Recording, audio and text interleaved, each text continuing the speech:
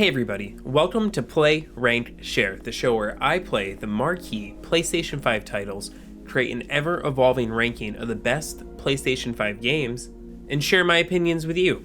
My name is Tyrus, and this is my 2021 Game of the Year episode where I cover the top 10 PS5 games released this year. I think 2021 was a pretty good year overall for the PlayStation 5. While I think it did lack any generational defining titles, this year was chock full of great and amazing games, and I did have a bit of trouble narrowing this list down to just 10. I do want to note that this list is only PlayStation 5 games that released this year and I played on the PlayStation 5. So titles like Ghost of Tsushima, Death Stranding, and Hades all do not qualify because I played them on different consoles in years prior, but I highly recommend checking out all three of those. Remember to leave a comment about what your PS5 Game of the Year is, and with that out of the way, let's jump in. I think Life is Strange True Colors protagonist Alex Chen might be the best written character in a game this year. I had trepidations about what to expect going into True Colors. I personally was worried that a superpower about empathy was not come off as tacky. However, while playing the game, I quickly realized that this allowed the game to explore emotional motivations for characters throughout it, something that isn't normally covered in the medium. It was a nice change of pace to have a grounded game take place in a small town in Oregon solving a local impersonal mystery, instead of the usual need to save the world on a fantastical setting. True Colors is so down to earth with its story that most of the game takes place on just one street. While Life is Strange games are light on gameplay, they are propped up by well-written stories with branching narratives. Developer Deck9 creates some memorable characters that you form bonds with over the course of the game.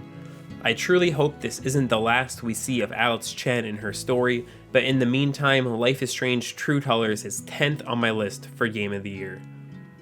You're a lifesaver. Oh, no bird calls though.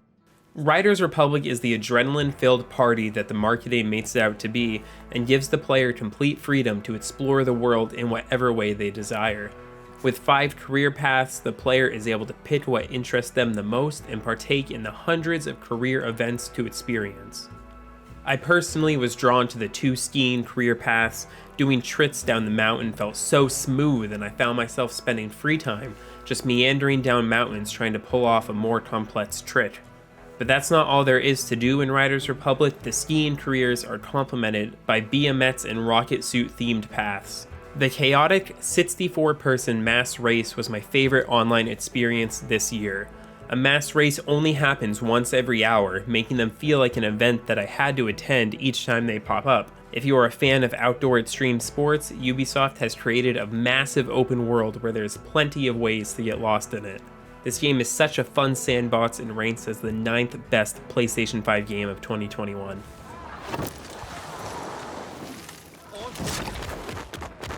To me, Resident Evil Village easily had the highest production value of any game released in 2021.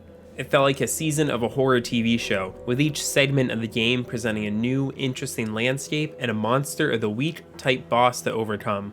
While Lady Dimitrescu got all the attention throughout the year, my heart had a soft spot for the Fish King and the Duke amongst the unique cast of characters you meet throughout the journey. The strong set of villains and NPCs does, however, get muted by the fact that protagonist Ethan Winters has the charisma of a wet noodle. Village does represent why Resident Evil has endured as one of the biggest franchises in the video game industry. There's no other franchise in the world that consistently puts out high-budget horror experiences. Resident Evil Village is a set-piece game and a graphical showcase for the PS5, as it features several well-crafted vistas for Mr. Winters to explore. The modern game's shift to the first-person perspective also heightens the horror elements, leaving a well-rounded experience that's a must-play for any horror or thriller fan, and ranks number 8 on my list of best PlayStation 5 games.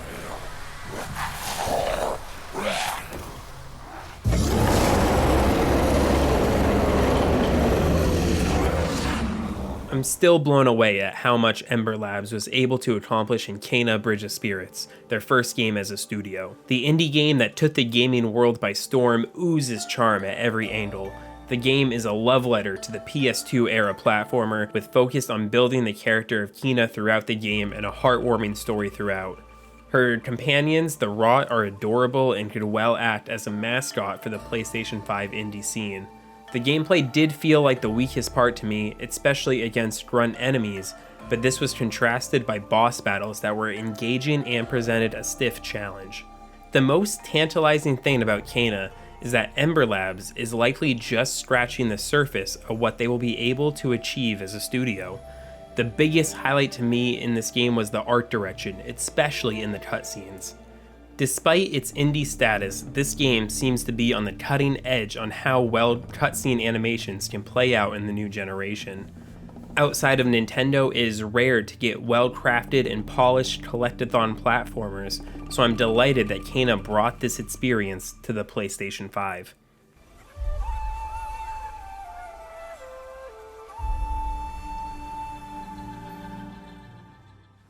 Guardians of the Galaxy might be the biggest surprise hit of 2021. An action-adventure game at its core, I was stunned by the level of quality in the writing and storytelling of the game. The Guardians of the Galaxy at their core are stories about a team of misfits filled with heart, and the game perfectly lands this tone.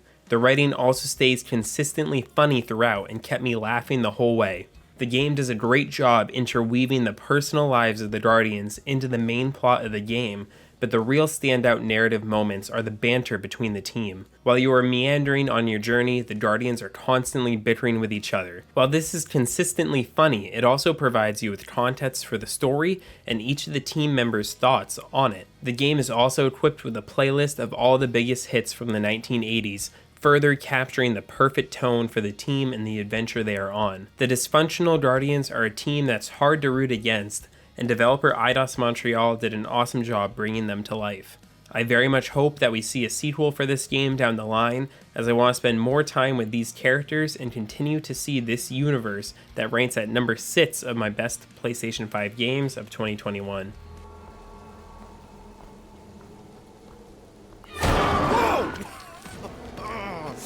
Okay, that got my blood pumping. Mystery games aren't made enough in video games, but Deathloop provides a great mix of mystery solving with immersive sim-style gameplay. Playing as Colt Vaughn, you are stuck in a never-ending time loop where the same day repeats over and over again, and you must find your way out of it. I loved exploring Black Reef and attempting to solve what was causing the time loop. The game has a great hint system to keep you on track, but this is totally optional if you want a more hardcore experience. While you're out solving this mystery, you have an assassin out to get you, and they can be controlled by another player via a tense, asymmetrical multiplayer experience. You also have conversations over radio with this assassin, and I thought this was a great way of developing both characters throughout the whole game. I think Deathloop is a great sandbox experience with maps that evolve based on the time of day and your previous actions earlier in the loop. It provides the player the freedom to try to undo the time loop in any way they like, and I think is the 5th best PlayStation 5 game of 2021.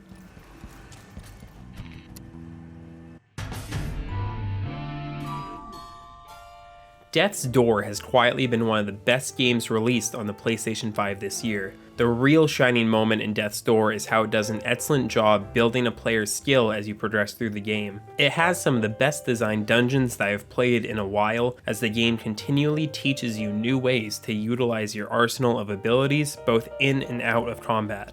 Combined with a wonderfully designed dreary aesthetic and unique cast of characters, I can't help but be infatuated with my time playing as this unnamed crow. The piano tracks that played during navigation perfectly complement the tone of the game, while a swelling symphony emerges during boss battles to help encapsulate the hero's journey and the difficult trial you are undergoing. Death's Door is by far my favorite indie game on the PlayStation 5 in 2021, and is well deserving of being ranked number 4 on my list of best PlayStation 5 games this year.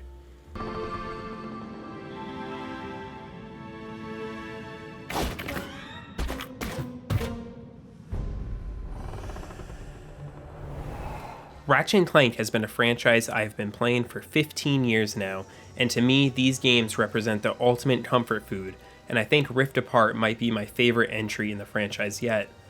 Introducing Rivet was a much needed shakeup for the franchise, and helps establish whole new storylines, ideas, and characters that can continue to be iterated on in the future. This game is a noticeable bump in production value, as Rift Apart is constantly introducing you to new environments that have exquisite use of color and detail. This game is among one of the first to really feel like you're playing a Pixar movie come to life. It also features a zany collection of guns that you acquire and continuously upgrade, and was one of my favorite feedback loops in a game this year. With the utilization of a Rift jumping mechanic, this game showcases a peek into the potential that games can have running on SSD software. Loading times are quickly becoming a thing of the past, as we can now seamlessly jump between worlds. On top of this, Ratchet and Clank always tell stories of determination and heart, and Rift Apart is no exception. Developer Insomniac Games wasn't afraid to go bold and make the biggest experience yet for Ratchet and Clank. After the round of praise and commercial success the game has received this year, I'm sure it won't be long before we are hearing about our favorite Lombats once again. In the meantime, I think Ratchet and Clank Rift Apart is the third best PlayStation 5 game of 2021. You can give this to Mort yourself once you get her from that purple mess over there. It Takes Two makes a story about how messy relationships and divorce can be, but makes it fun. In fact, I think It Takes Two might be my favorite couch co-op game I have ever played. The game commits and succeeds in creating a game where two players experience the same story together, but are doing wildly different things at each turn. Strong communication with your partner is baked into the design of It Takes Two. While the game isn't the hardest, it is bursting at the seam with creative gameplay mechanics. It is constantly changing the formula on the player, making sure nothing overstays its welcome or grows stale. It Takes Two boldly states that couch co-op gameplay isn't dead, and instead, it's a viable strategy to build games around this feature. While a 3D platformer at its core, It Takes Two also creates brief experiences for the players in other genres, including racing, arcade shooting, and 2D fighting. It Takes Two has set the bar for what players can expect in a co-op centric game, and I'm excited to see how this game inspires others around the industry to create similar couch co-op experiences. In the meantime, I rank It Takes Two as the second best PlayStation 5 game of 2021. The 2021 Play, Ranked, Share Game of the Year is Returnal. It's been 7 months now since I've beat Returnal, and I still can't get it out of my head. I'm not a huge roguelike fan, but Returnal's gameplay loop is embedded into my brain. The biggest complaint I had was its lack of save state that made the game feel inaccessible to some, but even that has been patched in since. The game revolves around Celine, who is stuck in a time loop where every time she dies, she wakes up in the same spot on a foreign alien planet. The game features some brutal difficulty with an unforgiving roguelite system that has you starting from scratch every time you die. This led to an exhilarating rush at the start of every run, as I roamed that first biome hoping to find my ideal guns and abilities before progressing to the harder parts of the game. This game challenged me and kept me enthralled over my 20-hour journey to beat it. The game also has what I think is the best use of DualSense features this year. I think it's special the way you can feel the rain through haptic feedback, and it also has a great charge shot system that uses the adaptive triggers. The game has 6 unique biomes showing off a variety of environmental settings. Being a roguelike, challenging, bullet hell game, Returnal might not be a game for everyone, but the gameplay loop and mysterious story had me hooked from my first run. I could gush about Returnal forever, and the potential about where developer Housemarque could go next. But I'll summarize by saying that this game is hands down the best experience I had with a PlayStation 5 game this year. My only hope is to break the cycle. Before the cycle breaks me. Thank you for watching this episode of Play, Rank, Share. Make sure to subscribe and ring the bell to be notified when future episodes are released. In 2022, we have more list videos just like this coming, such as 22 PS5 games to watch for next year and ranking the PlayStation studios. What is your PS5 game of the year? Make sure to let me know in the comments below, and until next time, don't stop sharing.